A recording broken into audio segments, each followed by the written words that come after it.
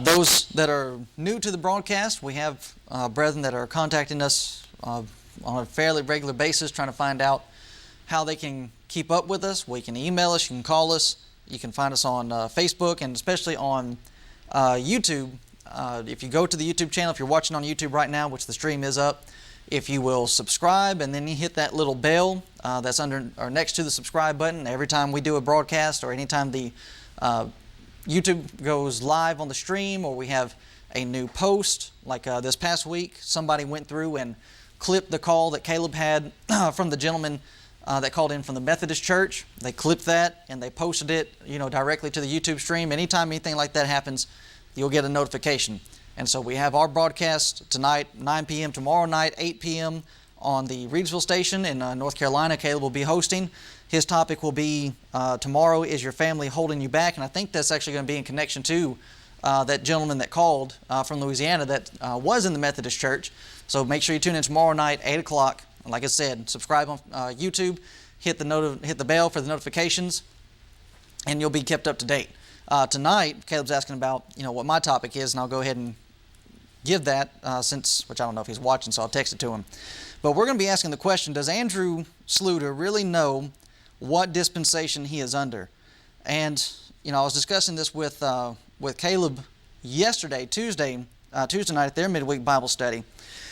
And in discussing the direction that I wanted to go, and ladies and gentlemen, we're not going to be moving fast. I was discussing with one of the brethren yesterday who's actually looking to start his own YouTube channel, by the way, so be aware of that we have other of our brethren that are wanting to branch out. They're wanting to do more material. They're wanting to do their own in-depth study on these topics so as to make sure that, it's just, that it's not the responsibility of one individual, that in fact they are staying up on these issues, staying up on these topics, and being able to answer them.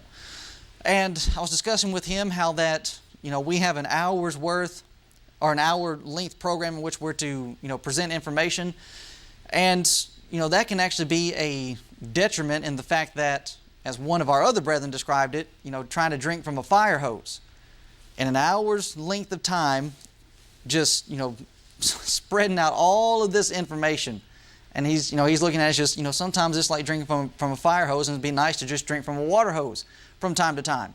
So tonight, that's exactly what we're going to try to do. We're going to try to just, we're not going to bring it to a grinding halt, but in looking at this information, ladies and gentlemen, it's almost like, as I mentioned, I was discussing with Caleb, and listening to Andrew and Randy present their ideas about dispensationalism throughout the Old Testament and New Testament, saying that there's at least 8 to 9 different dispensations, depending on who you talk to, and that how they're all connected to supposedly these different covenants, which the Bible does not teach different covenants. There might be different, specific covenants between different individuals, but when you're looking at the overall theme of the Bible, there is one covenant that runs throughout the entire Bible. And that covenant is established in Genesis chapter 3 and verse 15. The seed of woman is going to bruise the head of Satan, and Satan is going to bruise his heel. That describing or discussing the coming of the Messiah, the Christ. And when you get to Genesis chapter 6, and that God is He's establishing His covenant with Noah, what is that? He is bringing Noah into the covenant that's already been established in the beginning. Noah is now going to be the one to bring the seed. Noah and his family. You get beyond Noah, it's going to be Shem specifically. He's going to be chosen. That's going to bring forth the seed. Then it's brought to Abraham. And now the covenant rests with Abraham. It's not a new covenant. It's the same covenant about the seed, which is Christ, Galatians chapter 3. And that is the covenant that runs all the way through the Scriptures. Because that's the main focus. That's the only hope of redemption that we have, is the coming Messiah. But when we're talking to Andrew and Randy, it's almost like the concept behind the film Inception. You have a dream within a dream that's within a dream. When we start talking to Andrew and Randy, we end up getting dispensations within a dispensation within a dispensation. And I don't even know. And in that film, the question at the end of it is, well, is he really awake, or is he still dreaming? Is he still within the dream? And I'm trying to figure out if Andrew and Randy really know which dispensation they're really in. because of all the jumping back and forth that they end up doing, especially in their other videos. Now you see, ladies and gentlemen, this is one of the things that really is crucial about your Bible study and the things that you're going to present. And I know it's difficult because we go through it. Having to keep up with what it is that that you've said and what you've presented. But here's the thing about it. If you're simply just going with what the Bible says, and you're not jumping through all these hoops, and you're not trying to tie all these loops together so as to, which with their problem, they're not tying anything together, they're over separating things. And when you got all these different things separated and nothing in fact is connected, then you end up causing yourself problems. So tonight, does Andrew and Randy for that matter, and I'm throwing Randy in the mix because I was messaging him on Facebook today trying to ask him some questions about where he really is, and he didn't want to give any answers. He just wants to basically just be a crybaby about it all. We're snakes and we take things out of context and this and that and the other. But we've already dealt with all of that. We can't help it that you can't keep your information together. And then on top of that, Andrew's actually the one who's misquoting and not paying attention to what Caleb was saying in the first night of the debate. We're not the ones, and he mentioned about being antagonistic. And I'm not trying to ask him these questions so as to bring it out on the television program. I'm trying to ask these questions in preparation for the debate that we're supposed to have, and he's still saying that we're going to debate. I'm going to make sure I know where Randy is, because I know he's not in agreement fully with what Andrew presents. Andrew's a Ruckmanite. Randy's a Schofield, he's a Schofield follower. And I've seen them on the Backwoods Bible broadcast, and they disagree on, a few things. Andrew throws something out, and Randy's just, he's not going along with it. And so I'm asking them these questions so that when we hopefully do have our debate, we're not going to have to hash these things out before we actually get here, and I won't be building arguments on something that, well then, Randy ends up standing over there and saying, well, I don't even believe that anyways. So it ends up being a waste of time. But he's going the other route with it, just wanting to call names and, things of that nature. And all we're saying is, listen, just deal with the questions. Leave all this playground stuff, to the side, put these childish things away, and let's just address these things. So do they even know what dispensation they're under? Now, this is a video from 11 months ago. 11 months ago, and this video specifically is about fasting, which tonight we're not going to focus on fasting, but we're wanting to lay out the evidence that, Andrew in his videos, he shows a lot of confidence. And when he came on the debate, he had a lot of confidence to come and debate. But even with confidence, a person who's confident, you can still be confused. And I would say tonight that in viewing what it is that Andrew's going to be laying out, they are as confused as can be. So let's listen to this, and let this be the jumping off point from which we'll go through the rest of our study. Which dispensation is Andrew and Randy under? Now, fasting is, let's just go ahead and clear the air on this one. Fasting is nowhere found in the Bible as a biblical command. You cannot find fasting in the Bible as a command, not one time in the Bible, okay?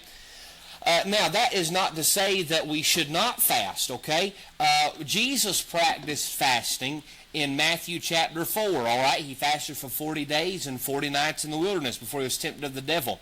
All right, I'm a strict dispensationalist, which means that I follow the writings of Paul, where Paul and another portion of the Scriptures, disagree or whatever. I follow the writings of Paul. That does not mean that I do not get Bible doctrine and I do not get spiritual truth and application out of other parts of the Bible, but I'm a Pauline dispensationalist. Okay. Now, as I mentioned, this is from 11 months ago. Now, if that is really how he's feeling, he just said, it's not that I don't go back and get, doctrinal points.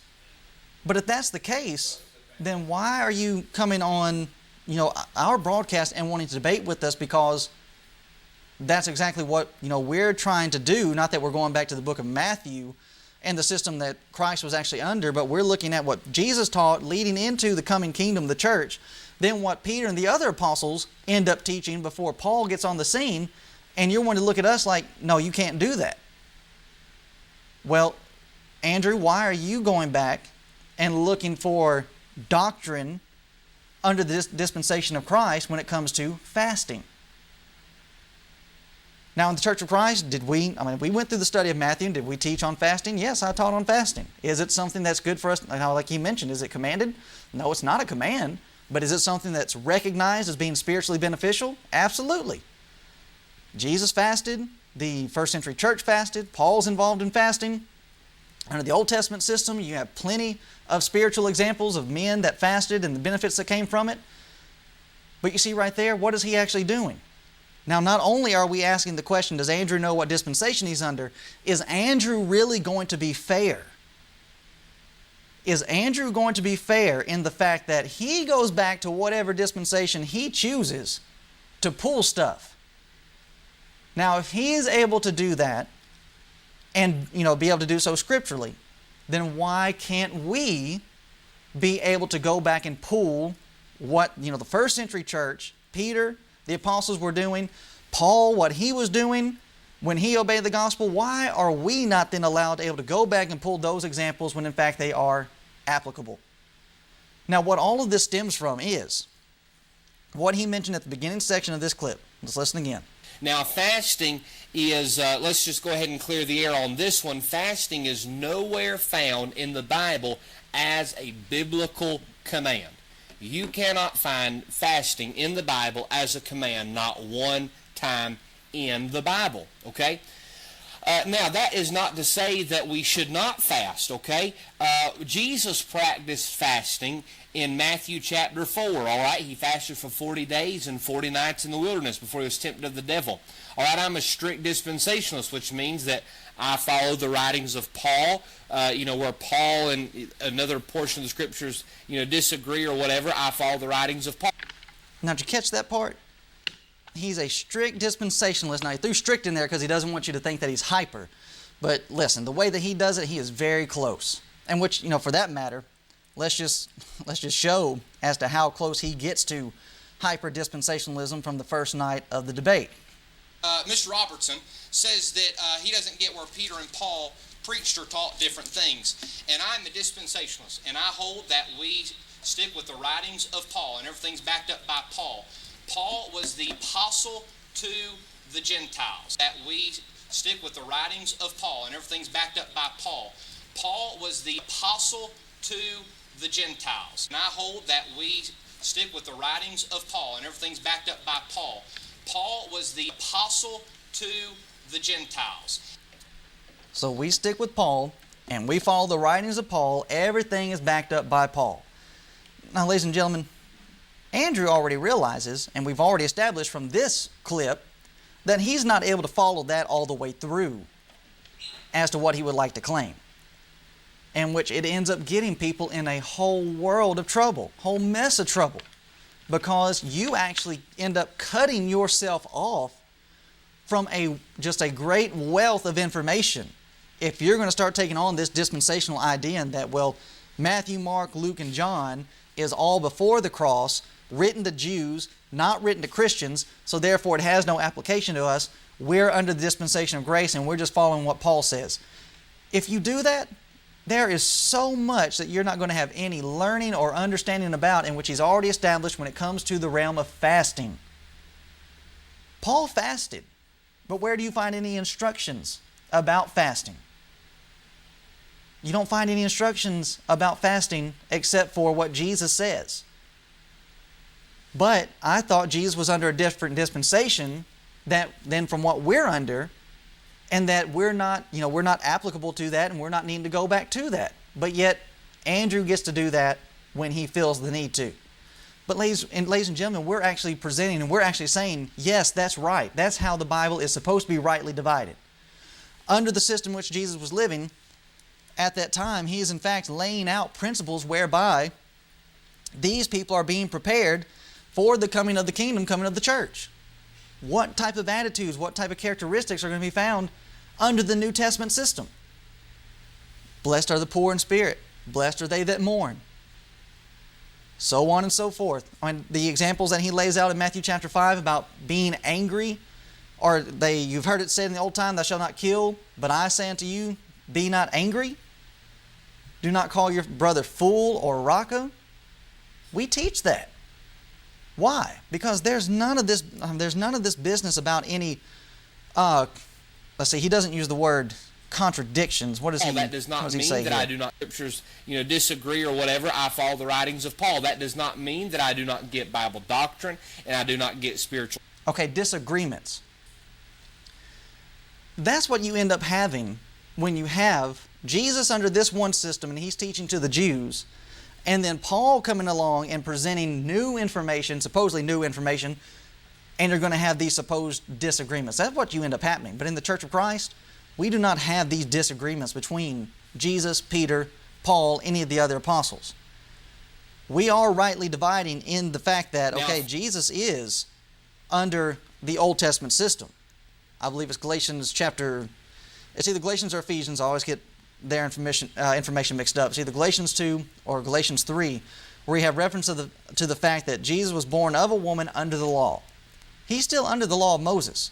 So when you have, for example, in Matthew chapter 8, the cleansing of the leper, when Jesus was entered, let's see, it's actually before verse 5. He came down from the mount, verse 1, behold, there came a leper and worshipped him, saying, Lord, if thou wilt, thou canst make me clean. Jesus put forth his hand, touched him, saying, I will, be thou clean, and immediately his leprosy was cleansed. Now here's what we do not teach under the New Testament system. Jesus saith unto him, see that thou tell no man, but go thy way, show thyself unto, show thyself to the priest, and offer the gift that Moses commanded for a testimony unto them. Now see what's happening? Jesus is coming in and he's presenting his teaching, which is going to be carried over into the New Testament system.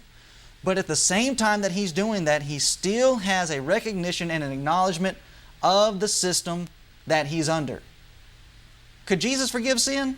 Absolutely he could. Could Jesus heal? Absolutely he could. But what did he still acknowledge and what did he still put himself under? He still put himself under the law of Moses and these others as well.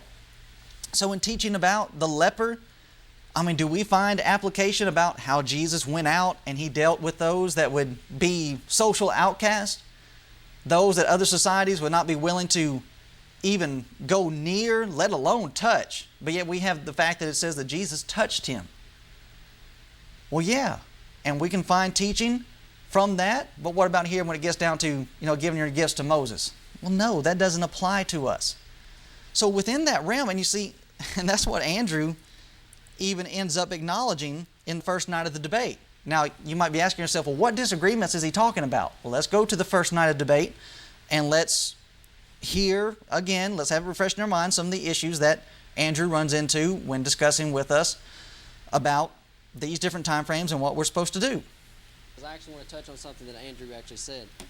Andrew got on the call a moment ago because he said about the truth, and Andrew said out of Ephesians 4 that says there's only one faith. Well, friends, look at this in Acts 13:7. It says that here Barnabas desired to hear the word of God. Verse number 8, it says that they wanted to turn him away from the faith. And verse number 10 says that they perverted the right ways of the Lord. Verse number 12 says that it is the doctrine of the Lord. Now, is Andrew... Yes, Andrew. Okay, what are they? Paul is teaching like 4 different things here in this one setting. So let me ask you this. If I have the faith of Jesus Christ, a faith in different objects in the Old Testament as opposed to the New Testament? We're not talking about the Old Testament. We're all under the New Testament right now. What New Testament? Acts chapter 2. That's the New Testament? Hebrews 7:12. Look what it says.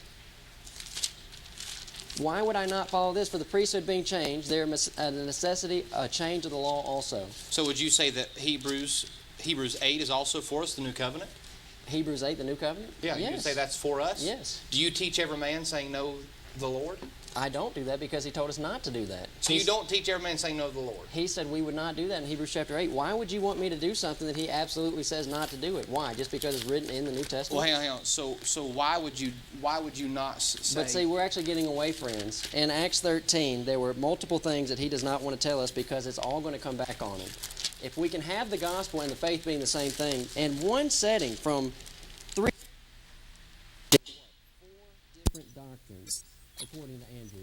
But if he can't just sit there and teach the Word of God and teach the faith and teach the right ways and teach the doctrine of the Lord, and keep in mind, this is Paul in Acts 13, Where is any of this ever going to say faith only? Hang on a second. So you're asking me if the Word of God, the faith, and the doctrine of the Lord are different. Yes. No, not in Acts 13. I apologize. I misunderstood your question.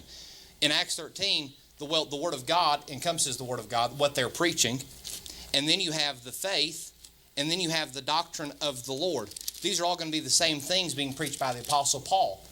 But the fact of saying that because the doctrine of the Lord here, what he's telling is doctrine, not all doctrine in the Bible applies to us. So what is it that's going to be in the book of Acts that says it no longer applies to us?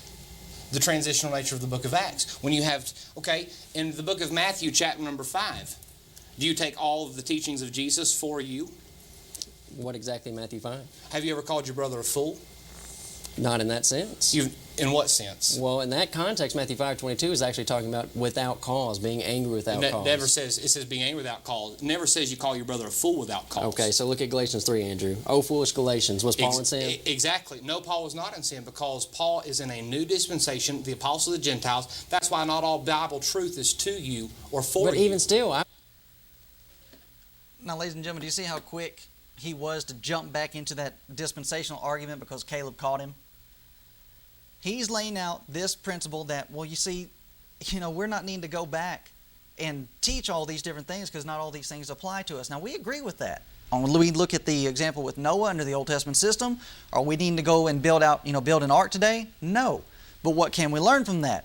Faith plus obedience, grace being given to Noah and his family that he was told how to build an ark, obeying those things that God told him to do brought about salvation. Okay. When he's bringing up the example about Matthew chapter 5, and he's trying to lay an accusation on Caleb that, do you teach everything that Jesus was presenting? Do we teach Matthew chapter 5 like that? Absolutely we do.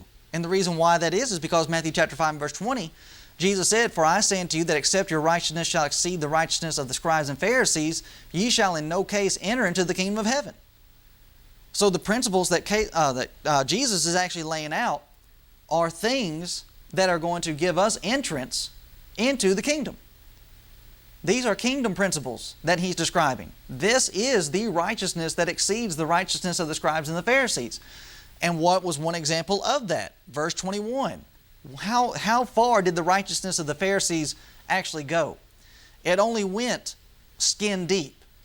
Matthew 5:21, ye have heard that it was said by them of old time, thou shalt not kill, and whosoever shall kill shall be in danger of the judgment. But I say unto you that whosoever is angry with his brother without a cause shall be in danger of the judgment, and whosoever shall say to his brother, Raca, shall be in danger of the council, but whosoever shall say, thou fool, shall be in danger of hellfire. Now, what's the problem that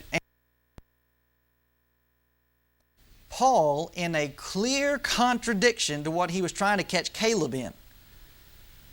Have you ever called your brother a fool? Well, not, as Caleb said, not in the situation that Jesus is describing here.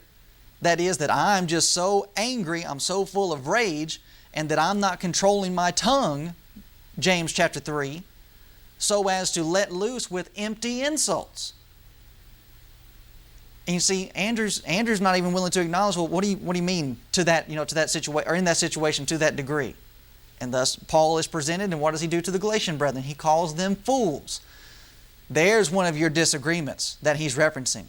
So what does he then do in that situation? He then tries to smooth it over in that, well, this is part of the dispensation that we don't keep, that we don't have to teach, because Paul's over here calling people fools. But in the very next chapter, in dealing with fasting, Andrew says, well, yeah, we'll pull that over and we'll use that as doctrine. Andrew's not being consistent. And it's either he's not being consistent or he's just not willing to be fair with what it is that's actually being applicable for people today. Did Paul teach this? 100%. Paul is going to teach this. John, 1 John chapter 3, verses 14 and 15, which Andrew said in the first night of debate, he stood by his comment that a person could read the book of John, the gospel account of John, and be saved. Well, notice what 1 John 3, 14 and 15 says. We know that we have passed from death unto life, because we love the brethren. He that loveth not his brother abideth in death. Whosoever hateth his brother is a murderer, and ye know that no murderer hath eternal life abiding in him. Now, is that not what Jesus said in Matthew chapter 5? The scribes and the Pharisees say, thou shalt not kill. So what are they doing? They're going around and they're saying, oh, we haven't killed anybody. But what does Jesus address? Jesus addresses where does killing come from? Where does murder come from? Being angry. So what about the righteousness of the Pharisees and Sadducees? Oh, we're not killing anybody. Yeah, but how's your heart? How's your love for your brethren? Are you walking around with malice, envy, hatred? What does Jesus say about that? Jesus says, and this is what the law was supposed to be teaching them anyways. The law was supposed to be teaching them, this is where it comes from, and this is what you need to stay away from. But you see, Andrew and his dispensational belief got himself caught in his own trap by trying to go back to this section and saying, well, you shouldn't call your brother a fool. Well, Paul called his brethren fools. Yeah, but he's under a different dispensation. So what are we to do? You're telling me that Paul has more authority, that he does not have to listen to this section that Jesus presents or teaches back here? Matthew chapter 15, verse 19, Jesus again would say, for out of the heart proceed evil thoughts, murders, adulteries, fornications, theft, false witness, blasphemies. Where does all of this stem from? A person's thinking from their heart. It's not just simply a thing of you can't go around just saying, oh, I didn't kill anybody, and then be walking around with hatred in your heart. That's not the type of person that's going to enter into the kingdom. Galatians chapter 5. What are some of the works of the flesh? They are manifest, which are these: adultery, fornication, uncleanness, lasciviousness, idolatry, witchcraft. Look at this. Hatred. Now, is that not what Jesus is teaching in Matthew chapter 5? Be not angry. Do not hate. And what does Paul deal with? Paul says that's a work of the flesh. Envyings, notice this, murderers. Ladies and gentlemen, to say that Paul is just over here ignoring what it is that Jesus is teaching, if that's how you're going to treat the Bible, then how is anybody going to ever be able to make any sense of, well, what are we supposed to follow? I mean, are we really to the point to where we cannot even follow what Jesus said? Because here he is, he's talking to Jews. And that's Andrew's whole thing. The gospel of the kingdom is being preached. This would fall under that category. The gospel of the kingdom is to the Jews. It's not to the Gentiles. So when we get over here to Matthew chapter 5, and Jesus says, don't call your brother a fool, and Paul is over there in Galatians chapter 3 calling the Galatians fools, what do we have to do? Oh, there's a disagreement. No, it's not a disagreement. Rightly dividing and understanding what's happening here. Whosoever is angry with his brother without a cause. Paul, and which you consider how it is that Paul is even stating, that he's even writing that information. Notice this in 2 Corinthians chapter 2, I believe it is. Let me find it here very quickly.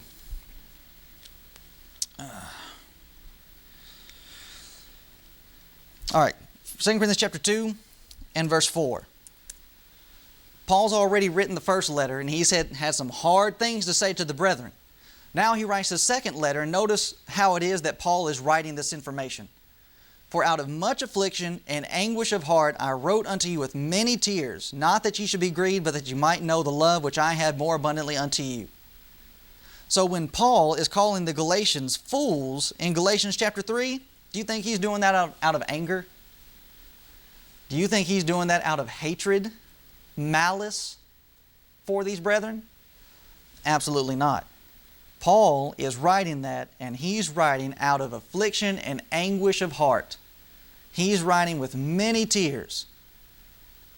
So you see, there's no problem. There's no disagreement. There's no contradiction between what Jesus is teaching and what Paul is teaching and preaching and what he's actually doing.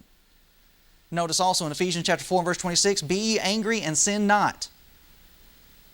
What would be included in the sin not part?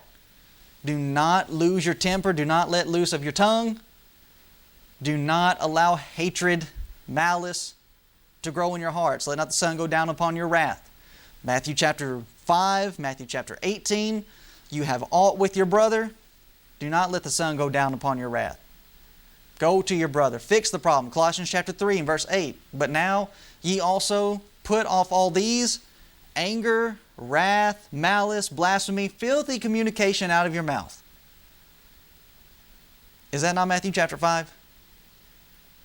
Do we have disagreements to where we have to now put Jesus and Paul in opposition to one another? No, absolutely not.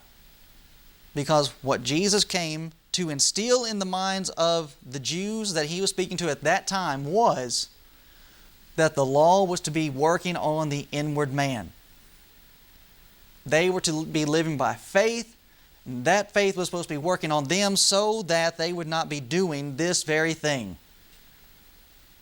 You can go around and have not, and not killed anybody, but what if you're just a mean person? What if you're just angry all the time? Well, that's not the type of attitude that's going to enter into the kingdom. That's not the type of righteousness that exceeds above the righteousness of the Pharisees and Sadducees. So, ladies and gentlemen, which dispensation is he actually under? 1 Corinthians chapter 14, verse 36 and 37. When we're looking at what Paul is writing, what came the word of God out from you, or came it unto you only? Did it just come to the Corinthian brethren? Was it just something that came, from them? Were they the source? Paul writes, and he encourages those brethren to remember, if any man think himself to be a prophet or spiritual, let him acknowledge that the things that I write unto you are the commandments of the Lord. Paul is coming and he's teaching what it is that that Jesus is wanting him to teach. So you're telling me that Jesus is going to have him teach contradictory to his own teaching? But that's the problem that you run into if you're not keeping up.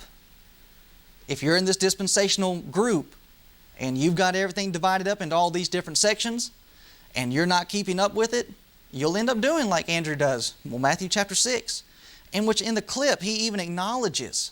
That's why he goes into that dispensational spiel. He's a strict dispensationalist. Why does he bring that up? Because he realizes he's in a dispensation he ought not to be in. And especially when you consider that it is, Jesus is discussing. Let's jump ahead to that point very quickly. Let's see. Hey. Matthew chapter 6 is what I'm looking for. I don't have it here in my PowerPoint, so we'll just go to the scriptures on it. When you're looking at fasting and the fact that Andrew is jumping back and forth between dispensations, Matthew chapter 6. Take heed that you do not your alms before men to be seen of them, otherwise ye have no reward of your Father which is in heaven. Therefore, when thou doest thine alms, do not sound a trumpet before thee, as the hypocrites do in the synagogue and in the streets, that they may have glory of men. Verily I say unto you, they have their reward. Andrew realizes that he's in a dispensation, supposedly that Jesus is talking to Jews. He knows that, but yet he goes back here anyways so as to pull it as an example for how you're supposed to fast today. And why is that? Because in Paul's epistles, you do not have these type of instructions like you have what Jesus is teaching. So is that a contradiction? Is Paul simply just trying to, leave some information out? No. This is to go along. Moreover, when ye fast, be not as the hypocrites of a sad countenance, for they disfigure their faces, that they may appear unto men to fast. Verily I say unto you, they have their reward. But thou, when thou fastest, anoint thine head, wash thy face, that thou appear not unto men to fast, but unto thy Father which is in secret, and thy Father which seeth in secret shall reward thee openly. Andrew realizes, okay, the first century church, they were fasting. Paul fasted, but where am I going to go so as to, get understanding about how I'm supposed to fast if we're going to fast under this system? Well, we have to go back under a dispensation that we do not belong in. Now, if he's able to do that and jump between different dispensations and gospels, then why can't we do that? Why is it all of a sudden when we get to water baptism for the remission of sins, he starts trying to do like he did with Galatians chapter 3 and Paul calling those brethren fools? Dispensationalism, I call dispensationalism like it's a trump card that just, gets him out of any jam. No, that doesn't get you out of a jam. Because we have Andrew jumping back and forth between all types, and even Randy, for that matter. We're not able to, I'm not able to keep up with where it is. In this video, you have both Randy and Andrew agreeing. You have different dispensations that go along with different covenants, and God's dealing with these different people in different ways. Under the Old Testament system, you have faith and works going together.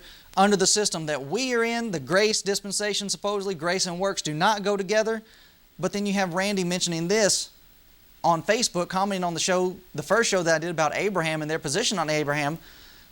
Though he did not understand the death, burial, and resurrection of Christ, he believed God through faith, Romans chapter 4, and he says his salvation is pictorial of ours. Not according to your dispensational doctrine.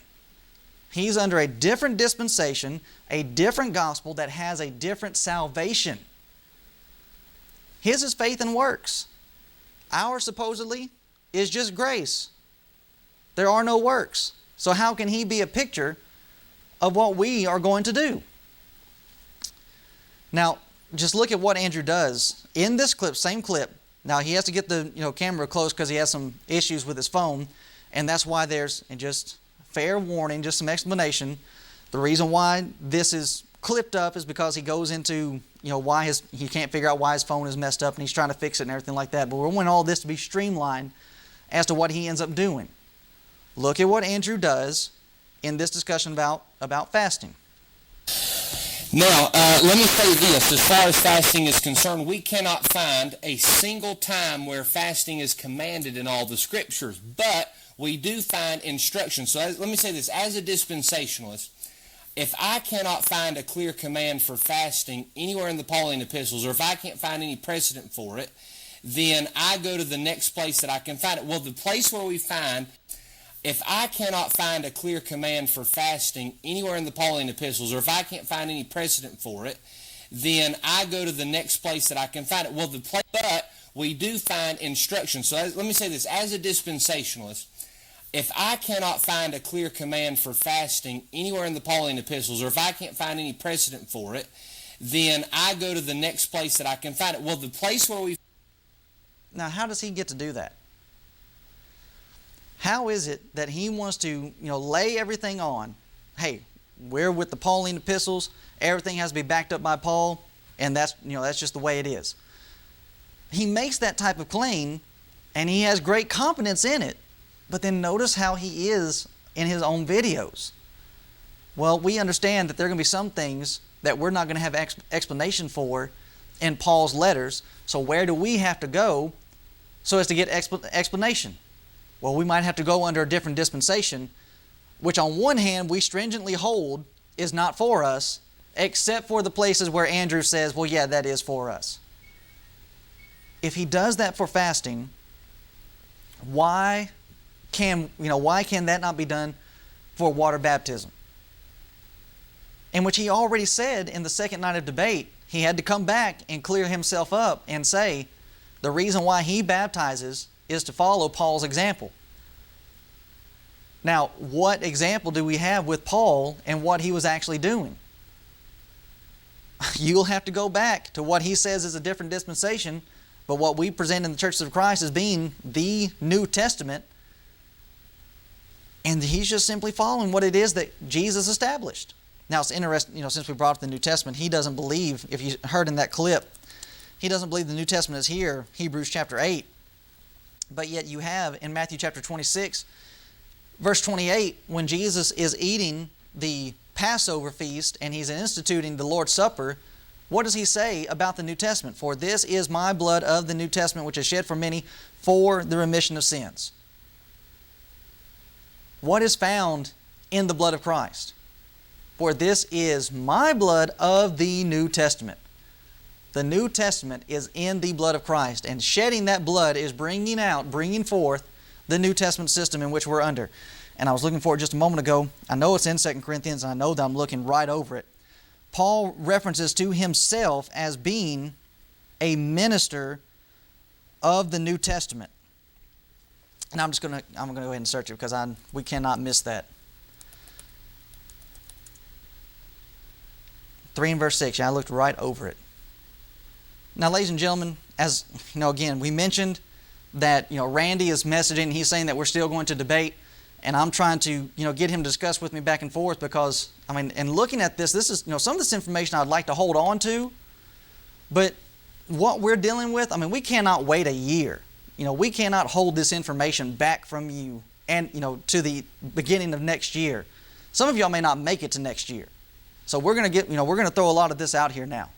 Notice what Paul says in 2 Corinthians 3 and verse 6, who also hath made us able ministers of the New Testament, which Andrew says is not here yet.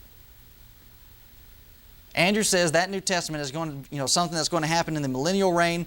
We, under this system of dispensation of grace and, no works, they're still waiting for the New Testament to come. But yet Paul says, he hath made us, present tense, he hath made us able ministers of the New Testament. Now, who do you think the us is in this? Paul's already established in his other writings that he is teaching the same thing that the other apostles taught. So these individuals, the apostles, the evangelists, the ministers in the church at this time, they are ministers of the New Testament. So again, you have Andrew and Randy in these different places along their travels in dispensationalism, and they're not even realizing they're not able to keep up as to what dispensation they're actually in. Now notice again what he said here. You have limited information in Paul's epistles about fasting. So I have to go back to the next place to where I can find information. When we do that, we're not rightly dividing. But yet he's able to do it wherever he chooses. Let's let the clip go on. Fine. If you are going to fast, which is not forbidden, and then if you are going to fast, the only place where we can ever find any commandments, not commandments, but instructions on fasting is in Matthew chapter 6. Matthew chapter 6. The instructions on fasting. Notice Matthew chapter 6 and verse number 16. Moreover, when ye fast, be not as the hypocrites of a sad countenance, for they disfigure their faces, that they may appear unto men to fast. That may appear unto men to fast. Verily I say unto you that they have their reward. But thou, when thou fastest, anoint thine head and wash thy face, that thou appear not unto men to fast, but unto thy Father which is in secret, and thy Father which is in secret shall reward thee openly. So, here's the thing. If you are going to fast, if you say, you know what, I'm going to fast, there's some things that I need God to answer, I need God to do some fast things in my life. If you're going to fast, then there are commands found in Matthew chapter 6. But as far as I can tell, that is a thorough biblical study on the doctrine or idea or subject of fasting, okay? So it's not commanded, it's not necessary, but it's practiced by Paul, it's practiced by Jesus, it was practiced by the early church. There's mentions of it all through the Pauline epistles, and we do find when you do fast in Matthew chapter 6, which I know dispensationally is not for us, but it's the only example of fasting, the only instructions of fasting we can find. So that's what, if I'm going to fast, I will follow Matthew chapter 6. See, I'm not a hyper dispensator. I don't throw out anything Paul didn't say. I'm not hyper, but just understand that, nowhere found in the Bible for me a command for me to fast. See, I'm not a hyper dispensationalist. I'm not just going to throw everything out that Jesus says. Only the things he says about baptism. That's the only thing I'm going to throw out what Jesus has to say. That's purely Jewish, has nothing to do with Gentiles. But yet when it comes to something like fasting, I'll let fasting slide. How does he get to do that? How is Andrew able to jump back and forth between dispensation and the Gospels? But when it comes to water baptism, we cannot rightly divide and keep that going with what Jesus said would be found under his New Testament system. with what the apostle Peter and the day of Pentecost that he taught.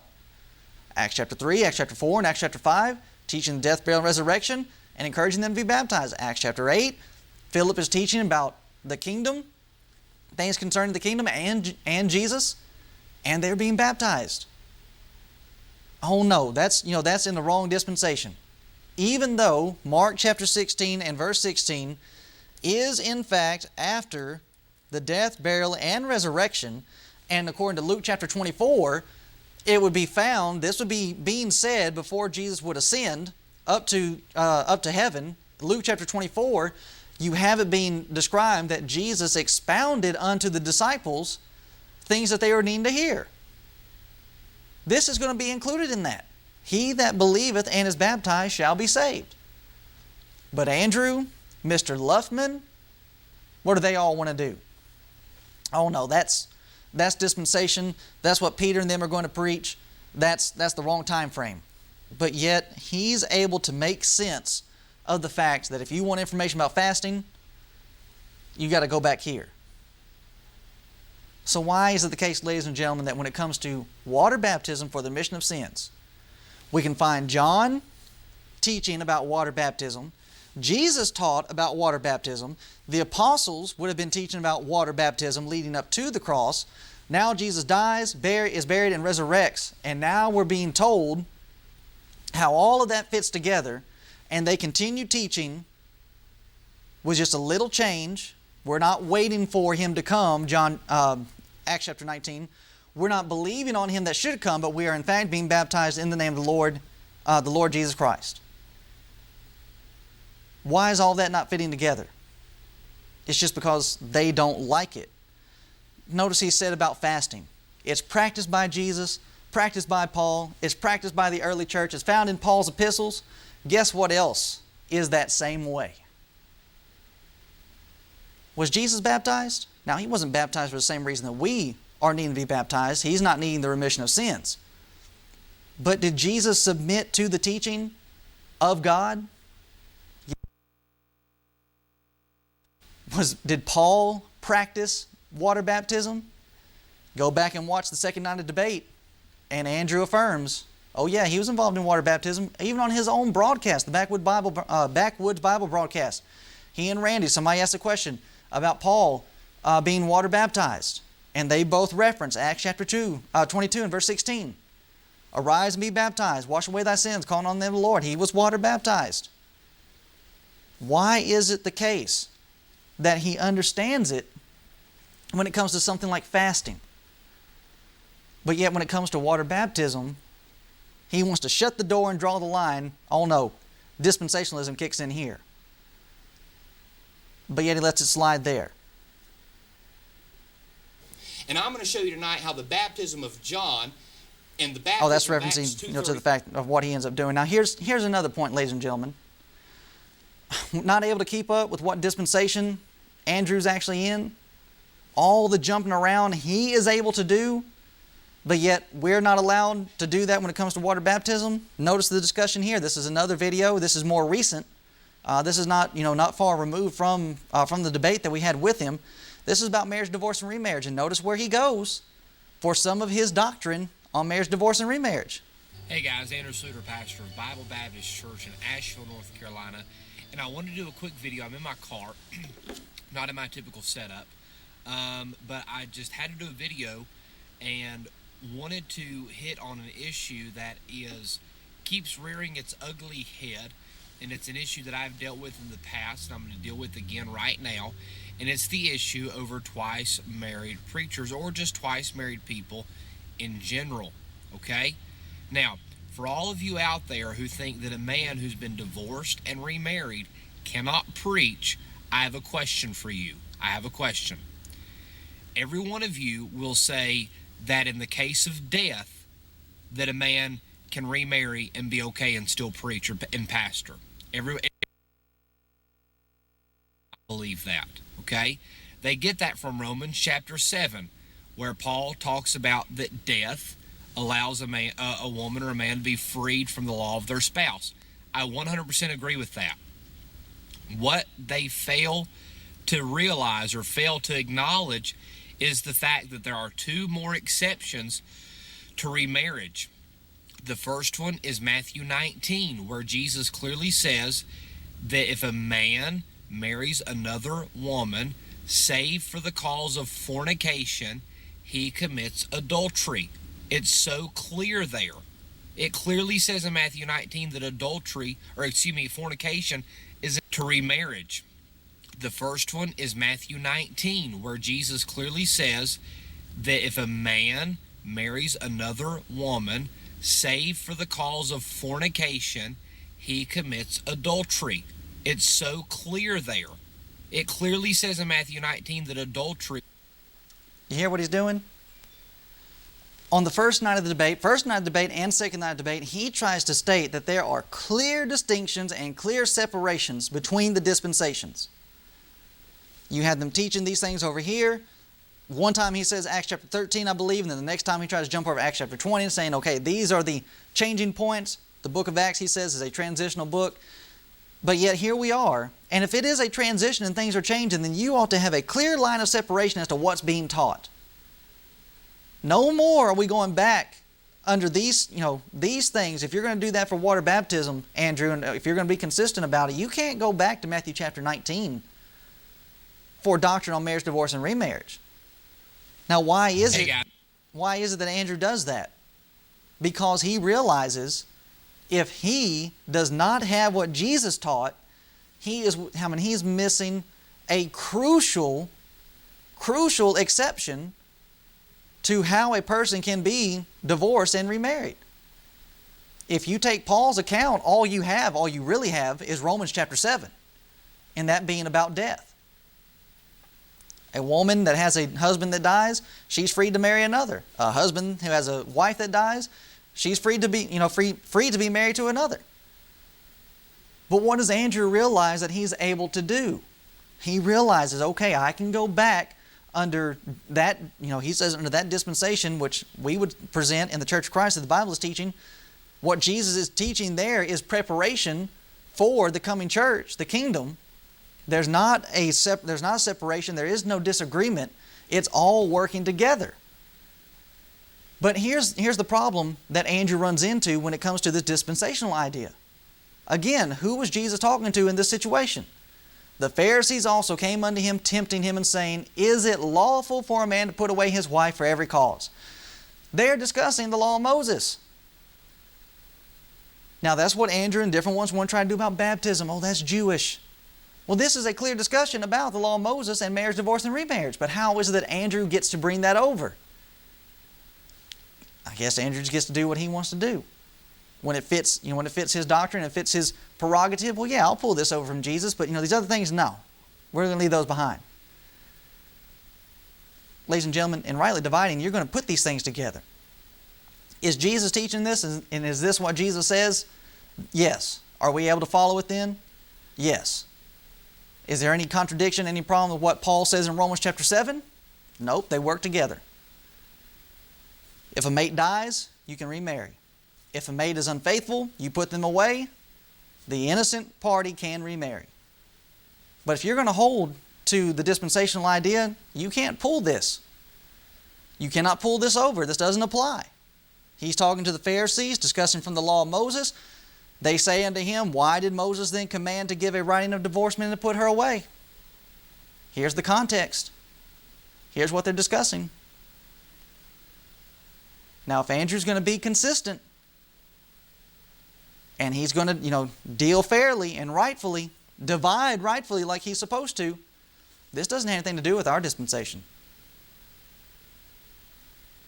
But you see, that ends up putting him at a handicap.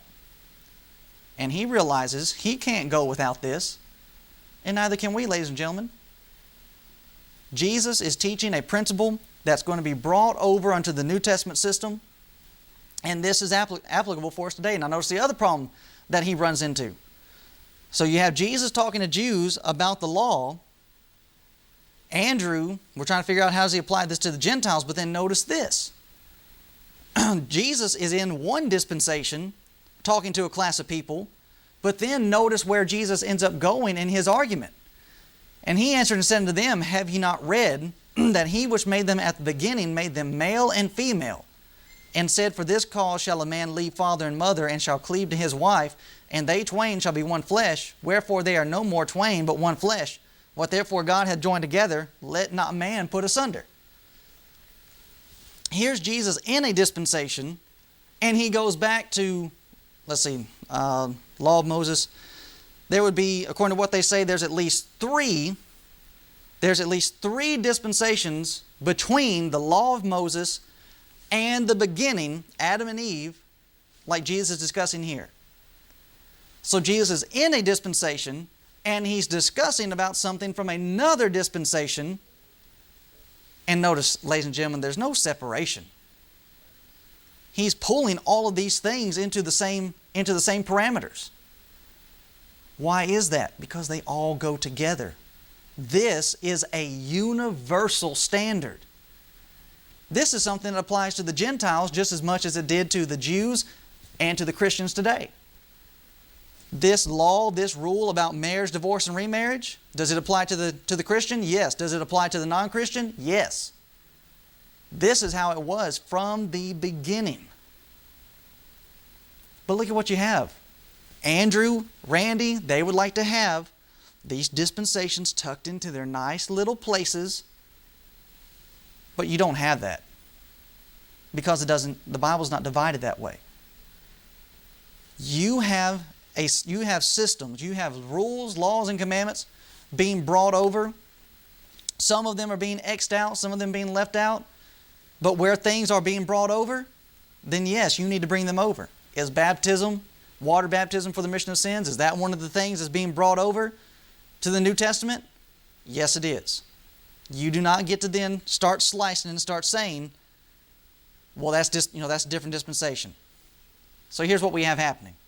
And here's the problem that Andrew has. Jesus is speaking to Jews in that dispensation and uses authority from another dispensation to build his argument. A dispensation within a dispensation.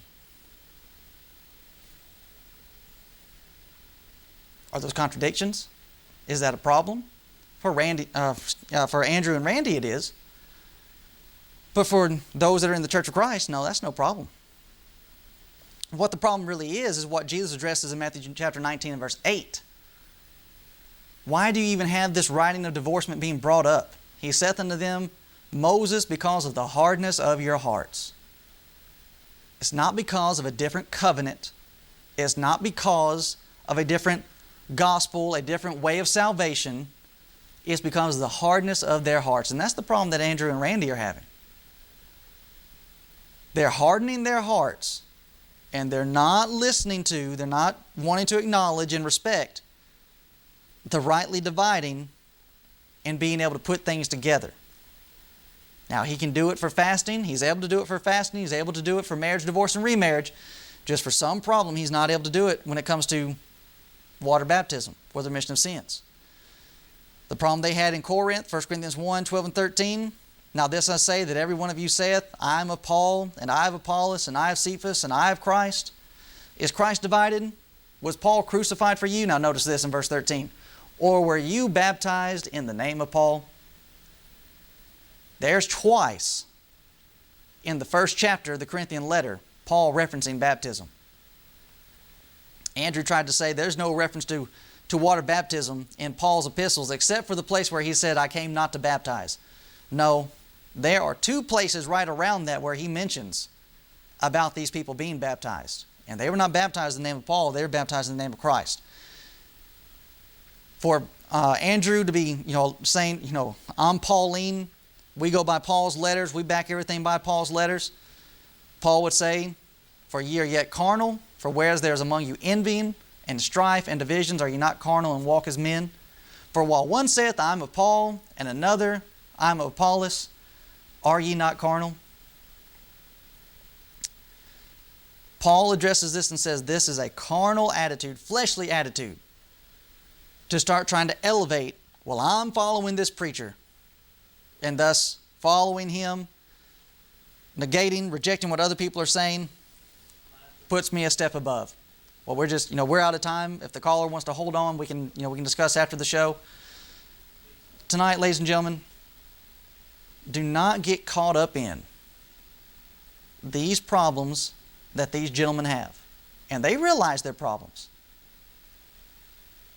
Andrew's having to go back and make these different videos. Well, Peter did. Yeah, Peter did preach the death, burial, and resurrection when he was before sane, was not taught until Paul came along. Now that's good. That's what we want. And we'll be hoping and we'll be praying that they'll continue to watch. We'll be praying that the debate does happen. But listen, we're not going to hold any of this information back. We're going to continue to deal with this. And if they still want to debate, after that point, after it's all been, laid out there, that's fine. We'll rehash it again.